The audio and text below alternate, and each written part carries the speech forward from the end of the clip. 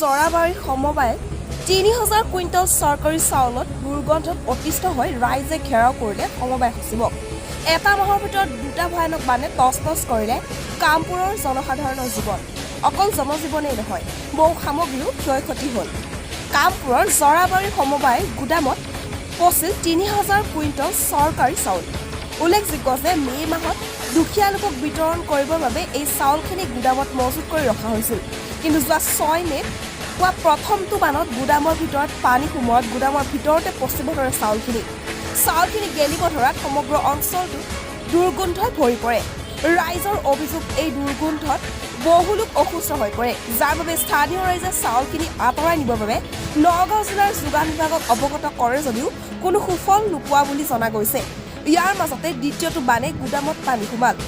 আজি স্থানীয় আমচুৰ আঞ্চলিক আৰু ৰাইজে সমবায় সচিবৰ লোহিত পাটৰক ঘেৰাও কৰে। ইয়াৰ মাজতেই ৰাইজ উত্তেজিত হৈ পৰে। ৰাইজে অতি শীঘ্ৰেই চাউলখিনি গুদামৰ পৰা উলিয়াই নিবৰ বাবে দাবী জনায়। দেখা পোৱা গৈছে 1 মাহ হৈ গ'ল চাউলখিনি অঁতাই নিয়া নাই, কেনে পৰিস্থিতি? এই মাহতে আপোনাৰ দুবাৰকৈ বানপানী, ভয়ানক ডাঙৰ বানপানী হৈছে। যোৱা বানপানীত প্ৰায় 2-3 হাজাৰ কুইণ্টেল চাউল সমবায়ত ডুব গৈছে। যোৱা বানপানীৰ পিছৰ পৰা দুৰ্গন্ধই এই সমবায়ৰ ওচৰে পাজৰে যিমান মানুহ আছে সব মানুহ অহা যোৱাত অশান্তি পাই আছে, গোন্ধত থাকিব পৰা নাই। লগতে আপোনাৰ এই ভয়ানক বানপানীত বহুত মানুহ তিনিআলি দোকানত আশ্ৰয় লৈছে। ল'ৰা ছোৱালী, কেঁচুৱা, বাচ্চা লৈ এই গোন্ধত থাকিব পৰা নাই। যাৰ বিনিময়ত এতিয়া কেঁচুৱাবিলাক বেমাৰত পৰিব লগা হৈছে। বেমাৰত ডায়েৰিয়াত পৰিছে, কিছু মানুহ মৃত্যুমুখত পৰিছে। গতিকে আমি প্ৰশাসনক জনোৱাৰ পিছতো বা সমবায় কৰ্তৃপক্ষক জনোৱাৰ পিছতো কোনো ধৰণৰ ব্যৱস্থা সিহঁতে লোৱা নাই। এতিয়া মই ৰাইজৰ ফালৰ পৰা প্ৰশাসন তথা এডিচি বাইদেউক মই কাটৰ অনুৰোধ কৰিছোঁ যে অতি সোনকালে অনতিপলমে এই সমবায়ৰ পচি যোৱা চাউলখিনি অতি সোনকালে আঁতৰাই যাতে ৰাইজে বেমাৰৰ পৰা আৰোগ্য পায়, তাৰ বাবে মই আহ্বান জনাইছোঁ। আপোনালোকে যোগাযোগ কৰিছে নাই তেওঁলোকক? নিশ্চয় যোগাযোগ কৰিছোঁ। সমবায়ত মই নিজে গৈছোঁ আৰু কৰ্তৃপক্ষক মই নিজে কৈছোঁ যে আপোনালোকে অতি সোনকালে ব্যৱস্থা কৰক। কোনো ধৰণৰ ব্যৱস্থা লোৱা নাই।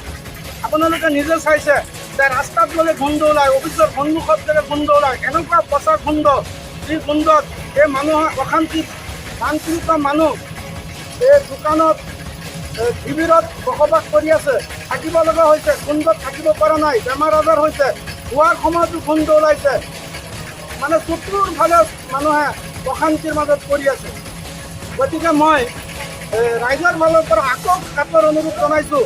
এই মিডিয়া চেনেলৰ জৰিয়তে মই কাটৰ আহ্বান জনাইছোঁ, প্ৰশাসনক আহ্বান জনাইছোঁ, নগাঁও উপায়ুক্ত ছাৰক মই আহ্বান কৰিছোঁ যে আপোনালোকে এই বানপীড়িত অঞ্চলত আহি যি পৰিস্থিতিত আমি ৰাইজ আছোঁ, আপোনালোকে অকণমান তদন্ত কৰি যে এই সমবায়ৰ পৰা যে ইমান দুৰ্গন্ধ ওলাইছে, ৰাইজ আমি থাকিব পৰা নাই, ইয়াৰ বিহিত ব্যৱস্থা অতি সোনকালে অনতিপলমে ল'ব বুলি আশা ৰাখিছোঁ।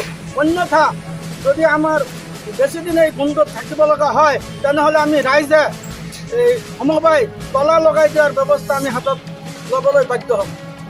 আমাৰ মানে নগাঁও জিলাৰ অন্তৰ্গত জৰাবাৰী মৌজাৰ সমবায় সমিতি লিমিটেড হয়।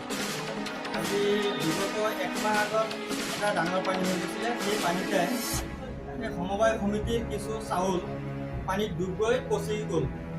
গেলা গোন্ধ ওলালে ওচৰত মানুহ থাকিব নোৱাৰে। 1 মাহ পিছত আকৌ ভয়ংকৰ কাহিনী, যিটো পানী হোৱা নাছিলে তেনেকুৱা পানী আৰু এটা হ'ল। চাউলখিনি আকৌ পচিলে, কিন্তু যোগান বিভাগ জনোৱাৰ স্বাৰ্থে এই বেয়া চাউলখিনি ইয়াৰ পৰা আঁতৰাই নিয়া নাই। তাৰ কাৰণে আজি আমাৰ ওচৰে পাজৰে থকা গাঁৱৰ মানুহৰ মহামাৰীৰ দৰে, কলেৰা মহামাৰীৰ দৰে বেমাৰ হ'বলগীয়া হৈছে আৰু কিছুমান মানুহ যিহেতু মৃত্যুমুখতো হৈছে আৰু কিছুমান নাৰ্ছিঙৰ চিকিৎসাও হৈ আছে। মই এটা কথা অনুৰোধ ৰাখিম নগাঁও জিলা উপায়ুক্ত মহোদয়ক, ৰহা তত্ত্ব বিষয়া মহোদয়নীক, লগতে মই যোগান বিভাগক অনুৰোধ ৰাখিম আৰু অনতিপলমে যাতে আমাৰ এই সমবায় সমিতিৰ বেয়া চাউলখিনি আঁতৰাই আমাক প্ৰদূষণমুক্ত কৰি দিয়ে যেন আৰু ৰাইজৰ এই বেমাৰৰ পৰা ৰক্ষা কৰে। আৰু লগতে মই স্বাস্থ্য বিভাগক এটা অনুৰোধ ৰাখিম তেওঁলোকে এই বানপানী হোৱা অঞ্চলত সোমাই ৰাইজৰ যি বেমাৰ আজাৰ হৈছে তাতো যাতে তেওঁলোকে চকু দি চিকিৎসা কৰে। সমবায়খন কি জৰাবাৰী সমবায় সমিতি। এনে আপোনালোকে কিমান কুইণ্টেলমান চাউল ইয়াত আছে বুলি গম পাইছে?